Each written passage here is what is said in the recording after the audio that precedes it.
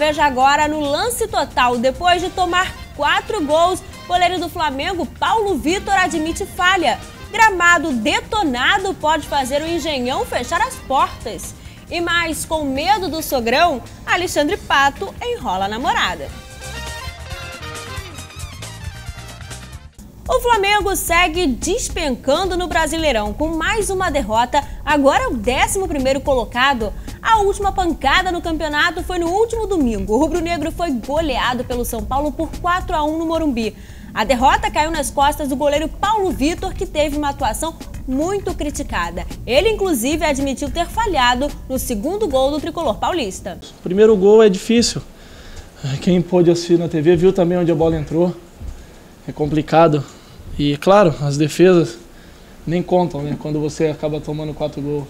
Então, isso aí fica sendo até uma coisa deixada de lado. Mas é melhorar. Agora, sobre o segundo gol, eu tenho que assumir. Eu errei mesmo. Acho que só erra quem joga. E, como eu disse, sou ser humano, eu vou errar. E só no trabalho, no dia a dia, que eu posso corrigir. Mas, de maneira alguma, eu vou omitir. E, quando eu errar, você pode ter certeza que eu vou assumir. Bom, depois dessa, é difícil saber se o técnico Dorival Júnior vai continuar bancando o goleiro Paulo Vitor. Será que o camisa 1, Felipe, recupera a posição de titular? Diz aí, Thiago Bockel.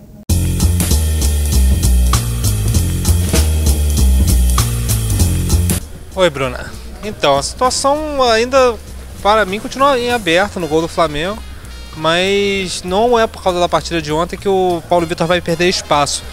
Na verdade, o Paulo Vitor vinha tendo uma sequência boa e o Felipe estava sem ambiente no grupo. Então, não é por causa da atuação de ontem. Agora, claro, se ele repetir as falhas que ele teve ontem, é provável que o Felipe volte a ser cotado. Mas ainda é muito cedo. E no São Paulo, o dia seguinte à goleada em cima do Flamengo, o goleiro também foi o centro das atenções. O camisa 1, Rogério Ceni, que retomou a posição de titular, se queixou de dores no músculo adutor da coxa e também no ombro que foi operado. Nesta segunda-feira, Ceni apenas correu em volta do gramado.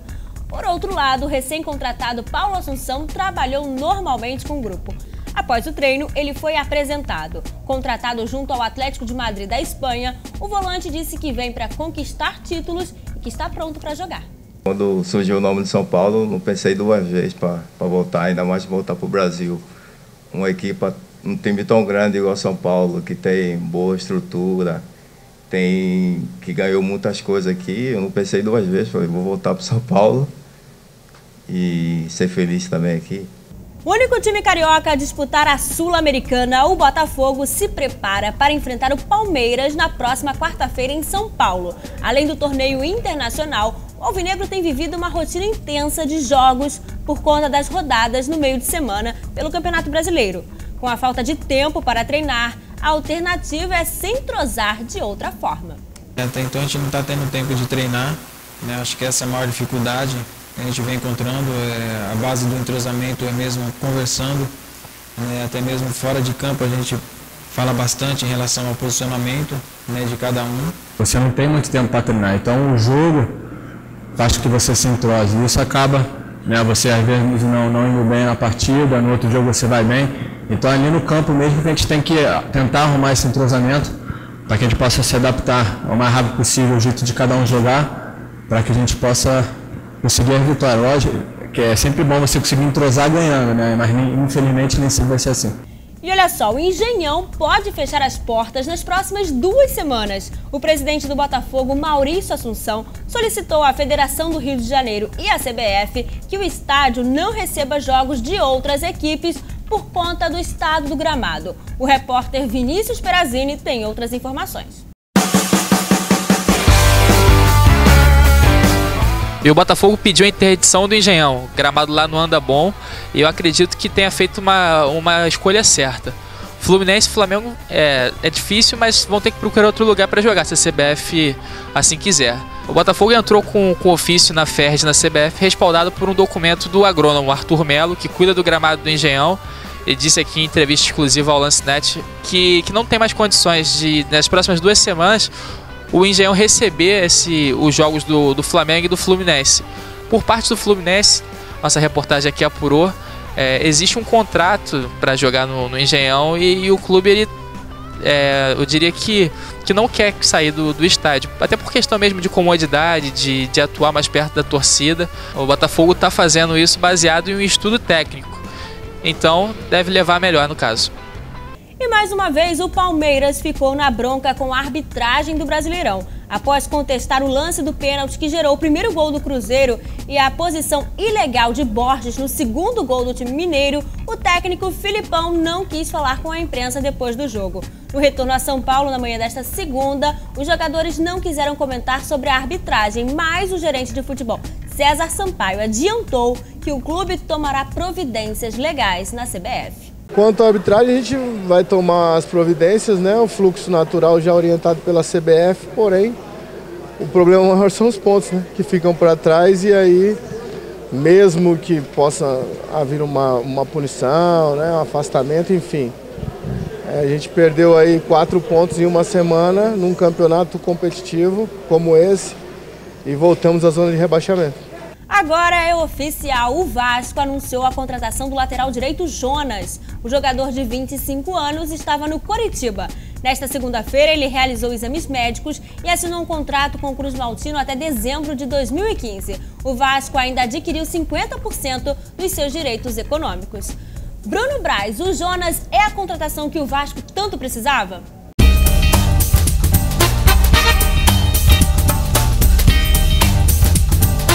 O Vasco buscava, né, mais um lateral direito. Já tinha trazido o Auremir do Náutico, mas precisava de mais um jogador ali para o setor. Já vinha negociando com o Jonas, essa negociação foi concretizada aí nesta segunda-feira. É um jogador importante, o Vasco precisava realmente. O Vasco perdeu o Fagner, que era um dos jogadores mais importantes do time, e está tentando aí achar um lateral direito que supra essa ausência importante do Fagner. O Auremir tem jogado bem e o Jonas vai ter que brigar aí por essa vaga com o Auremir. Promete ser uma boa disputa aí pela lateral direita do Vasco. A novela envolvendo o Corinthians e o volante Guilherme da Portuguesa parece ter chegado ao fim. E segundo o colunista do Diário Lance, Benjamin Bach, essa história vai ter um final feliz para o Timão. Apesar da proposta milionária da Roma da Itália, o jogador quer ir para o Corinthians. Marcelo Braga, como anda essa negociação?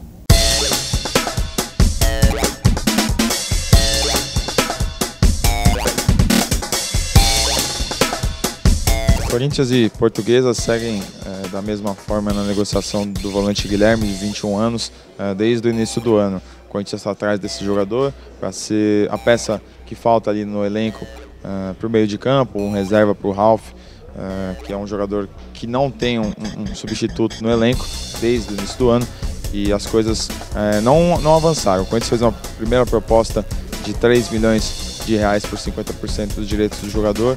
A Portuguesa rechaçou, recebeu algumas sondagens do exterior. Um clube da Rússia fez uma proposta pelo Guilherme, ele já recusou, ele disse que quer continuar no Brasil, mas o jogador está com bastante tendência de ir para o Corinthians. Ele já fez 6 jogos no Brasileirão, está treinando apenas, está afastado desses últimos jogos para não completar o 7º jogo, para não ser impedido de atuar por outro clube da Série A. No momento, então, o Corinthians pode fazer uma nova proposta. O colunista Benjamin Bach desse lance noticiou que o Corinthians deve fazer uma nova investida de 6 milhões de reais pelo jogador, pelo Guilherme, para tê-lo em definitivo no seu elenco. Então as coisas podem aquecer ainda essa semana. Por enquanto, a gente falou com o empresário do jogador, Eduardo Maluf, e está tudo na estaca zero, está tudo no mesmo patamar. Por enquanto, o Guilherme, Corinthians e Portuguesa estão com suas situações indefinidas. Já deu o que tinha que dar o namoro de Alexandre Pato e Bárbara Berlusconi. Quem diria, né? De acordo com o jornal O Dia, o jogador confidenciou aos amigos que quer terminar o namoro com a belíssima loira. O atacante do Milan ainda só não tomou uma atitude porque tem medo da reação do sogro, que é presidente do clube italiano. Apesar do apelido, Pato não é bobo e ele fica preocupado com a ligação de Silvio Berlusconi com a máfia italiana. Para se ter uma ideia desse temor de Alexandre Pato, o atacante que esteve no Rio de Janeiro para a preparação para os Jogos de Londres sequer saiu do hotel com os amigos. Enquanto isso, Pato segue enrolando a namorada. Tadinha da menina, né, gente? E direto de Londres, Ana Luísa Prudente mostra como está a cotação nas casas de apostas da Inglaterra. O Brasil de Alexandre Pato é tido como favorito. A William Hill é uma das casas de apostas mais famosas aqui de Londres. A gente não pôde gravar imagens lá dentro, mas a informação que a gente teve é de que a seleção brasileira de futebol é sim a favorita à conquista do ouro. Será? Apesar do Brasil ter tradição no futebol, ser o melhor time do mundo, em Olimpíadas a gente leva um pouco de azar, né? E o começo não foi muito promissor, né? 3-2 contra o Egito, tivemos um trabalho para cada da Bielorrússia.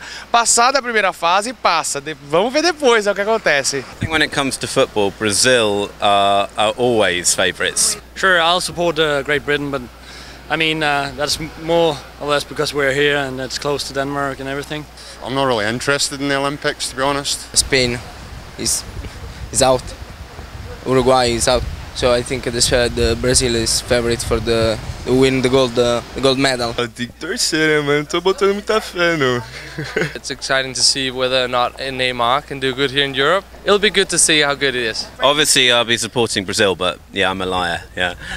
E por falar em Olimpíada de Londres, vamos ver o quadro de medalhas? Até o fechamento desta edição estava assim, ó. China em primeiro, 9 ouros, 5 pratas e 3 bronzes. Na contagem do lance, 40 pontos. Os Estados Unidos estão em segundo, com 5 ouros, 7 pratas e 5 bronzes. No total, 34 pontos. E o Brasil aparece em 12º, 1 ouro, 1 prata e 1 bronze, totalizando 6 pontos. Só para lembrar, na contagem do lance, o ouro vale 3 pontos, a prata 2 e o bronze 1 ponto. Os Jogos Olímpicos tiveram mais um lamentável caso de racismo. Michael Morganella, jogador da seleção suíça de futebol, se referiu aos sul-coreanos como atrasados mentais. A exemplo do que aconteceu com a saltadora grega, o atleta foi expulso do torneio pelo Comitê Olímpico. Em meio aos Jogos de Londres, o técnico Mano Menezes divulgou os convocados para o amistoso contra a Suécia. A base é a seleção olímpica, com exceção de Marcelo. Os outros jogadores que compõem a lista são Dedé, Paulinho, Jonas, Ramires, Daniel Alves e Renan Ribeiro. O jogo marcará a despedida do estádio Rassunda, palco do primeiro título mundial do Brasil em 58. As seleções femininas de vôlei e basquete não tiveram motivos para sorrir no dia de hoje, hein? As meninas do vôlei perderam por 3-1 para os Estados Unidos e estão em 4º lugar no grupo B.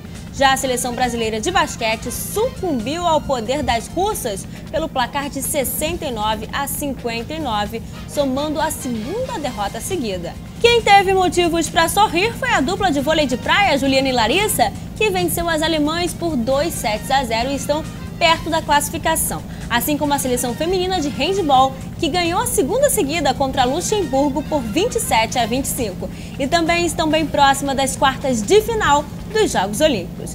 E o Lance Total termina por aqui. A gente se despede hoje nos momentos mais marcantes da Olimpíada de Londres até agora. Nós voltamos nesta terça-feira, a partir das 11 da noite. Até lá!